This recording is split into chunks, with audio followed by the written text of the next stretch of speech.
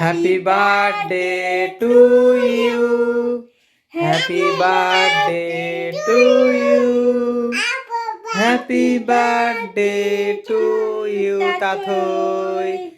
Happy birthday to you. বলো আমি 2 বছরের হয়ে গেলাম।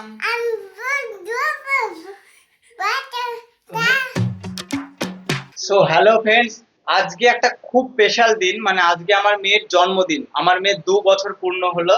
তো সে উপলক্ষে আমরা বাড়ির মানুষজন মিলে আজকে মেয়ের হ্যাপি বার্থডেটা সেলিব্রেশন করব। তো ভিডিওটা খুব ইন্টারেস্টিং হবে, মানে আমার কাছে আজকের দিনটা খুব স্পেশাল দিন। তো আজকে রান্নাঘর থেকে শুরু করলাম, তার কারণ হচ্ছে একজন আসবে, একজনকে নিমন্ত্রণ করা হয়েছে। ও 8টা-9টার সময় আসবে। আজকেকার মেনু হবে ফ্রাইড রাইস, চিকেন কষা আর কেক কাটা হবে।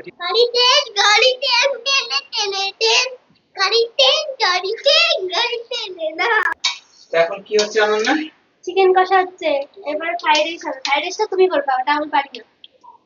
ঠিক আছে, বুঝছো?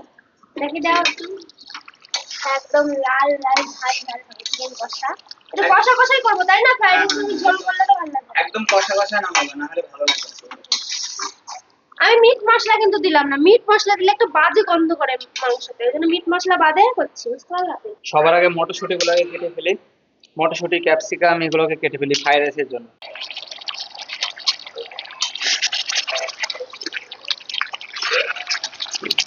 তোমার সবজি কাটা হলো? না, ওই বরবটি কাটতে এত বিরক্ত লাগে না, একটা একটা করে কি করব। কত সুন্দর করে কেটেছি তো। ফ্রাইড রাইসের চালটা বসাতাম না? হ্যাঁ, ভাতটা বসাতে হবে। এগুলো কেটে নিই, তারপর বসাবো। ঘিয়ের কত জমি গেছে শীতকালে না, এর মধ্যে দিদি ইয়ে মা, গলি যাবে যে। কিচ্ছু হবে। দিতে হয় ওটা চিনি মিলে ওটা কত। আরে ওটা জলটা তো ঝরাবো আমি। এবার হবে ফ্রাইড রাইস, তাই না? ঘি দিয়ে ভাজো, তেল দেয় কেউ? এবার তেল আর ঘিয়ের একটা ইয়ে গন্ধ করবে যে, মাথায় বুদ্ধি শুদ্ধি কিছুই নাই তোমার। তোমার জন্যই তো হবে এরকম। সরাও। গোলে চলে গেছে। তেল ঘি একসঙ্গে দিয়ে, এটা কোনো ধরনের রান্না হলো? বলো, তুমি বলো, এটা কি কোনো ধরনের রান্না হলো? আর ফ্রাইড রাইসের মধ্যে ঘিয়ের একবার পুরা বোতলের পুরা মোবাইলের গন্ধ হয়ে যাবে।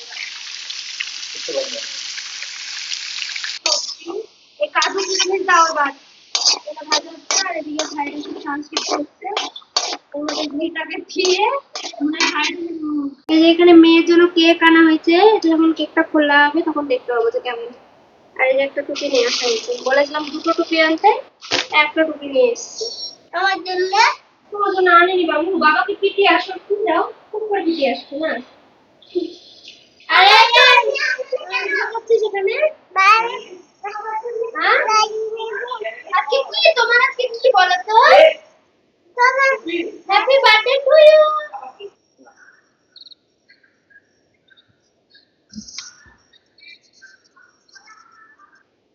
এইভাবে বলো জানিস? হ্যাঁ, এই তোমরা কি করেছো? টেস্ট এই কোন মেশিন মিক্সিতে এরকম করে দিলে কেন? তাহলে চিনিটা ভালোভাবে মিশবে তাই।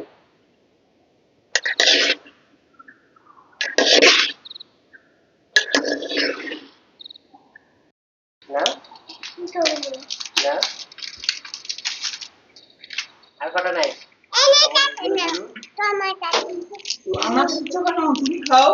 থাক, ওর ভিতরে থাক।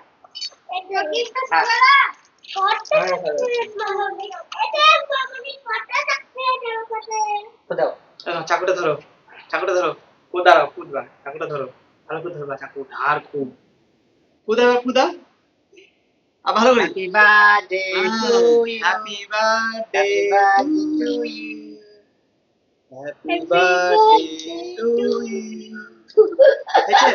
চাকুটা রাখো। এই দেখো, এবার আমি তুলে দিই। খাও, কেক খাও, একটু খাও, একটু খেতে হয়, একটু খেতে হয়, একটু খেতে, একটু খেতে হবে, একটু খেতে হবে, একটু খাও, একটুখানি খাও। ওর মাথায় দে, ওর মাথায় দে, তোর বোনের মাথায় দে।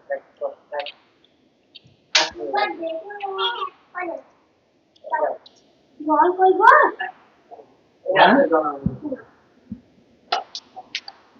হ্যাঁ,